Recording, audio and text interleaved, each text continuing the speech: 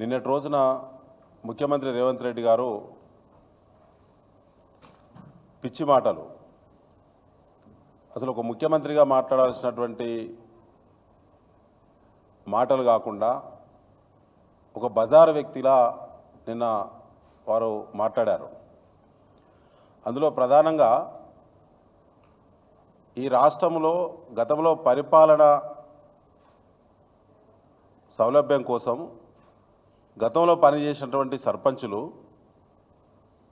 గ్రామాభివృద్ధి కోసం తమ వంతు కృషిలో భాగంగా వారు అభివృద్ధికి ముందుకొచ్చి పనులు చేసినటువంటి బిల్లులను చెల్లించే విషయంలో నేను చాలా దిగజారి మాట్లాడాను, మాకేం సంబంధం అని చెప్పి. ఇవాళ రేవంత్ రెడ్డి బాగా ఇవాళ సర్పంచుల పాత బిల్లులకు మీకు సంబంధం లేకుంటే ప్రాణాలు అడ్డం పెట్టి కేసీఆర్ గారు తెచ్చినట్టు తెలంగాణకు నీకేం సంబంధం? నువ్వు తెలంగాణ ఉద్యమాలు ఉన్నవా? దొంగల్లా రౌడీల్లా తుపాకీ చేతుల బట్టి ఈ రాష్ట్ర ఉద్యమంలో ముందున్నటువంటి ఉద్యమకారుల పైన తుపాకీ ఎక్కువ పెట్టినటువంటి ఒక రౌడీవి, నీకు ఈ మాటలు తప్ప వేరే మాటలు రావిగా. మరి కేసీఆర్ కట్టినటువంటి సెక్రటరియట్కి నీకేం సంబంధం? అదేవిధంగా ప్రధానంగా రైతుల గురించి నేను మాట్లాడాను. రైతు సంక్షేమం కాంగ్రెస్ పార్టీ చేస్తుంది, తన ప్రభుత్వం చేస్తుందని చెప్పారు. అసలు కేసీఆర్ గారి ప్రభుత్వము రైతుల సంక్షేమం మీద పెట్టినటువంటి ఖర్చుతో కాంగ్రెస్ పార్టీ ప్రభుత్వం పెట్టే ఖర్చుకి ఏమైనా పోలిక ఉందా? కేసీఆర్ గారు వచ్చిన తర్వాతనే నిజమైనటువంటి రైతు రాజ్యం వచ్చింది. 17 లక్షల మెట్రిక్ టన్నుల ధాన్యం ఉత్పత్తి నుంచి కేసీఆర్ గారి పాలన చివరి ప్రొక్యూర్మెంటు ఇయర్ ఒకసారి రివ్యూ చేస్తే 3 కోట్ల లక్షల మెట్రిక్ టన్నుల ధాన్యం ప్రొక్యూర్మెంట్ చేయబడింది ఈ రాష్ట్రంలో. అంటే దాదాపుగా ఇవాళ మనం 20 టైమ్స్ ఉత్పత్తి పెరిగింది. అది రేవంత్ రెడ్డి గారికి తెలుసు. కానీ వారి మాటలు ఎట్లా అంటే దొంగే దొంగ అన్నట్టు వారు ప్రతిదీ బట్టగాల్చి మీదేసేటువంటి ఒక దుష్ప్రచారకుడు తప్ప అతను తెలంగాణ పాలకుడు కాదు, కాజాలడు. ముఖ్యంగా మిత్రులారా, ఇవాళ మీ ద్వారా తెలంగాణ రైతాంగాన్ని మేము విజ్ఞప్తి చేస్తూ ఉన్నాం. కేసీఆర్ గారు నాట్లకు మధ్య రైతు బంధు ఇచ్చేవాడు. ప్రతి సంవత్సరానికి 2 సార్లు నాట్లు వచ్చిన సమయం ముందే పెట్టుబడి కోసం రైతు బంధు ఇచ్చేవాడు. కానీ రేవంత్ రెడ్డి కాంగ్రెస్ పార్టీ ఓట్లకు మధ్య ఇవాళ రైతు భరోసా పేరు మీద పేరు మార్చి 15,000 ఇస్తామని చెప్పి ఎగనామం పెట్టి దాన్ని 12,000 ఇస్తూ ఉన్నారు. అది కూడా ఇప్పటి వరకు 25,000 రూపాయలు ఒక ఎకరా ఉన్నటువంటి దళిత గిరిజన బలైన వర్గాల రైతులకి ఎకరాకు 25,000 రూపాయలు బాకీ పడ్డాడు రేవంత్ రెడ్డి. కాంగ్రెస్ పార్టీ వరంగల్ రైతు డిక్లరేషన్ సందర్భంగా వారు ఇచ్చినటువంటి రైతు డిక్లరేషన్ దీన్ని ఒకసారి రివ్యూ చేస్తే ఇప్పటి వరకు 25,000 రూపాయలు రైతు భరోసా రూపంలో తెలంగాణ రైతుకు, ఎకరా ఉన్నటువంటి రైతుకు ఇవాళ రేవంత్ రెడ్డి బాకీ పడ్డాడు. 4 ఎకరాల రైతు ఉంటే 1,00,000 రూపాయలు బాకీ పడ్డాడు. ఇవాళ అది మరిచి స్థానిక సంస్థల ఎన్నికలు పెట్టాల్సినటువంటి తప్పనిసరి స్థితి వచ్చింది కాబట్టే ఇవాళ భయపడుతూ ఏదో ఒక ఆశ పెట్టి బురిడి కొట్టి ఈ రైతు భరోసా వేయగానే మొత్తం గ్రామాల్లో ప్రజలందరూ కూడా ఏదో ఆదరిస్తారనేటువంటి ఒక దుర్బుద్ధితోటి, దురాశతోటి మళ్ళీ రైతు భరోసా విడుదలని చెప్పి ఒక రాజకీయ స్టంట్కి తెరలేపిండు. ఇవాళ మీ ద్వారా తెలంగాణ రైతాంగానికి బీఆర్ఎస్ పార్టీ విజ్ఞప్తి చేస్తూ ఉన్నది. రైతన్నలారా, కేసీఆర్ గారు ఉన్నప్పుడు ఏ విధంగా అందుబాటులో ముందస్తుగా రైతు బంధు వచ్చిందో ఒకసారి గుర్తు చేసుకోండి. ఇవాళ రైతు దోపిడీ రేవంత్ రెడ్డి వచ్చిన తర్వాత ఏ రకమైన రైతు దోపిడీ జరుగుతుందో ఒకసారి గుర్తు చేసుకోవాలని చెప్పి విజ్ఞప్తి చేస్తూ ఉన్నాం. ఈ సీజను ఇంకా కూడా ప్యాడీ ప్రొక్యూర్మెంట్ సంబంధించి ధాన్యం కొనుగోలు సంబంధించి ఇంకా కూడా సీజన్ ముగించబడలేదని చెప్పి అక్కడక్కడ కాంటాల దగ్గర ఇంకా కూడా రైతులు చాలా ఆందోళనకు గురవుతున్నారు. గడుస్తున్నటువంటి ఈ సీజన్లో 75 లక్షల మెట్రిక్ టన్నుల టార్గెట్ రీచ్ అయినామని చెప్పి డాంబికాలు కొట్టుకుంటూ ఉత్తమ్ కుమార్ రెడ్డి గారు అనేక ప్రకటనలు చేసింది ఈ మధ్యలో. అదంతా శుద్ధ తప్పు. ఇవాళ గతంలో కొనుగోలు కేంద్రాలు ఐకేపీ సంఘాలకు ఇచ్చేవాళ్ళు, గ్రామాల్లో గ్రామైక్య సంఘాలకు ఇచ్చేవారు. పిఎస్సిఎస్లను బలోపేతం చేసి సహకార వ్యవస్థను బలోపేతం చేయాలని చెప్పి సహకార సంఘాలకు ఇచ్చేవారు.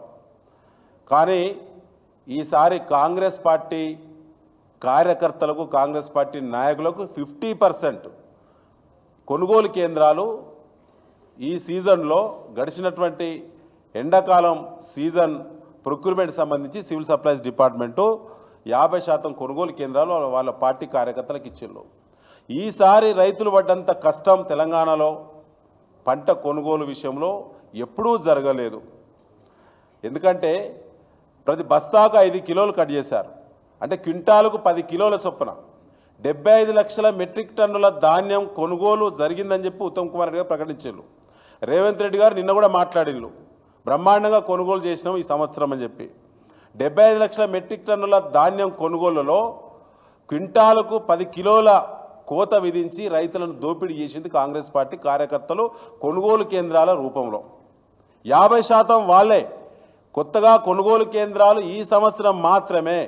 పాత గైడ్లైన్స్ ఏమాత్రం కూడా రివ్యూ చేయకుండా, వాటి ఫాలో కాకుండా, వాటి రద్దుపరచకుండా కేవలం కాంగ్రెస్ పార్టీ కార్యకర్తలకు వాళ్ళ ఎమ్మెల్యేలు చూపించినటువంటి కార్యకర్తలకే 50% తగ్గకుండా కొనుగోలు కేంద్రాలు ఇచ్చింది, రాష్ట్ర వ్యాప్తంగా ఇచ్చింది. అక్కడనే రైతుల దోపిడీ జరిగింది. అందుకే కొనుగోళ్లు చాలా లేట్ అయినాయి. రైతుల తిరుగుబాటు, ప్రతి సెంటర్లో తిరుగుబాటు జరిగింది. ఇలా క్వింటాలకు 10 కిలోల ధాన్యం కోత విధిస్తే ఇవాళ టన్నుకు క్వింటాలు ఆ విధంగా చూస్తే ఇవాళ 75 లక్షల టన్నులకి దాదాపుగా మద్దతు ధరను ఒక్కసారి రివ్యూ చేసుకుంటే 1500 కోట్ల పైచిలుకు విలువగల ధాన్యాన్ని కాంగ్రెస్ పార్టీ నాయకులు, కార్యకర్తలు కొనుగోలు కేంద్రాల నిర్వహణ రూపంలో రైతుల నుంచి ధాన్యం దోపిడీ చేసింది కాంగ్రెస్ పార్టీ. ఇంత చిల్లర వ్యవహారం ఎప్పుడు ఎక్కడ కూడా చరిత్రలో కూడా ఎప్పుడు జరగలేదు. కేసీఆర్ గారు ఓపీఎంఎస్ విధానం తీసుకొచ్చి ట్రాన్స్పరెంట్గా కొనుగోలు జరిగే విధంగా ఎక్కడ రైతు ఎదురు చూడకుండా మరి వారికి 24 గంటల్లో ఖాతాలో డబ్బులు వేసిన ఘనత బీఆర్ఎస్ పార్టీది. ఎన్నడూ ఎక్కడ ఎలాంటి ఇబ్బంది జరగలేదు. కానీ ఇవాళ అణువణువు ప్రతి క్షణక్షణం కూడా రైతుల దోపిడీ తెలంగాణ రాష్ట్రంలో కాంగ్రెస్ పార్టీ చేపడతా ఉన్నది. ముఖ్యంగా మిత్రులారా, ఇవాళ ఒకసారి ఆలోచిస్తే బోనస్ ఇచ్చినామని చెప్పి నేను రేవంత్ రెడ్డి గారు బక్వాస్ మాటలు, దొంగ మాటలు, చిల్లర మాటలు, చిల్లరగాలు మాట్లాడే మాటలు మాట్లాడుతున్నారు రేవంత్ రెడ్డి. నిన్న 1200 కోట్ల రూపాయల బోనసు ఇచ్చినామని చెప్పాను. ఈ పంట కాలం ఇవాళ కొనుగోలు పూర్తయినాయి. ఒక్క క్వింటాలు కూడా బోనస్ ఒక్క రైతు కూడా ఈ రాష్ట్రంలో ఇప్పటివరకు విడుదల కాలేదు. 1200 కోట్ల రూపాయల బోనస్ ఇవ్వాలి. బోనస్ బోగస్ అయింది. మొదలు వాళ్ళ ఎన్నికల మేనిఫెస్టో పేజీ నెంబర్ 8లో చాలా స్పష్టంగా ప్యాడీ సంబంధించి మొత్తం ఈ సన్న రకం, దొడ్డు రకం అనే తేడా లేకుండా క్వింటాలకు 500 బోనస్ ఇస్తామన్నారు. మొక్కజొన్న సంబంధించి బోనస్ ఇస్తామన్నారు. అదేవిధంగా పత్తికి బోనస్ ఇస్తామన్నారు, చిల్లికి బోనస్ ఇస్తామన్నారు, అపరల్స్కి బోనస్ ఇస్తామన్నారు, సోయాకు బోనస్ ఇస్తామన్నారు. కానీ ప్రభుత్వం వచ్చి రేవంత్ రెడ్డి గద్దెనెక్కిన తర్వాత వడ్లకు మాత్రమే ఇస్తామన్నారు. తీరా గైడ్లైన్స్ రూపొందించేసరికి వడ్లంటే మొత్తం వడ్లు కాదు, కేవలం సన్నాలకే అన్నారు. ఇవాళ సన్నాలకు కూడా సున్నా పెట్టిళ్ళు, రైతులకు బోనస్ రావటం లేదు. ఇట్లా రైతులకు సంబంధించి అనేక ఇబ్బందులు పెడుతున్నటువంటి రేవంత్ రెడ్డి ఒకసారి ఆత్మవిమర్శ చేసుకోవాలని చెప్పి మేము మరొకసారి విజ్ఞప్తి చేస్తూ ఉన్నాం. ఇవాళ ప్యాడీ టెండర్ల కుంభకోణం జరిగిందని బీఆర్ఎస్ పార్టీ గతంలో మా వర్కింగ్ ప్రెసిడెంట్ గారు చాలా స్పష్టంగా ఆధారాలతో కూడినటువంటి ఆరోపణ స్పష్టంగా చేసిండు. ఎన్నిసార్లు ఫిర్యాదు చేసినా అధికారులు స్పందించలేదు. దాదాపు 1100 కోట్ల పైచిలకు ధాన్యం టెండర్ల కుంభకోణంలో అకౌంట్ల ద్వారానే ముఖ్యమంత్రి రేవంత్ రెడ్డి తిన్నాడు. సివిల్ సప్లైస్ మంత్రి ఉత్తమ్ కుమార్ రెడ్డి కడుపు నిండా తిన్నాడు. ఇక్కడ సరిపోవని చెప్పి కడుపు నిండిన తర్వాత ఢిల్లీకి మూటలు పంపించిళ్ళు. ఇవాళ బీఆర్ఎస్ పార్టీ దానికి స్టాండ్ అయి ఉన్నది. వాళ్ళు స్పందన లేదు కాబట్టే హైకోర్టులో పిల్లేసింది బీఆర్ఎస్ పార్టీ. నేను స్వయంగా పిల్లేసినాను.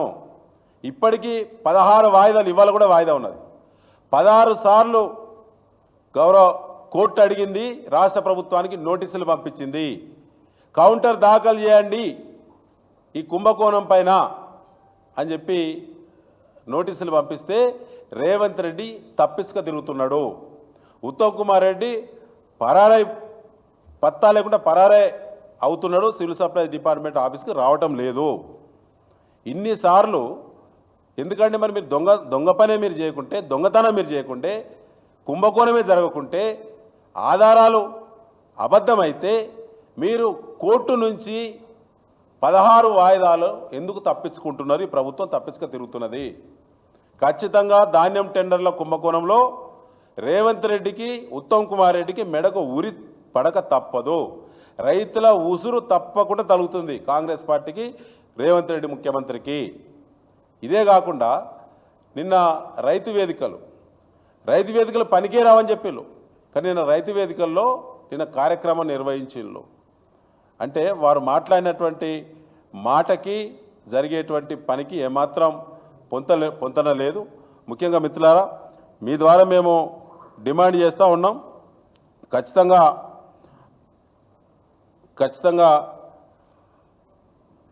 25,000 రూపాయలు ప్రతి ఎకరాకు బాకీ ఉన్నాడు రేవంత్ రెడ్డి.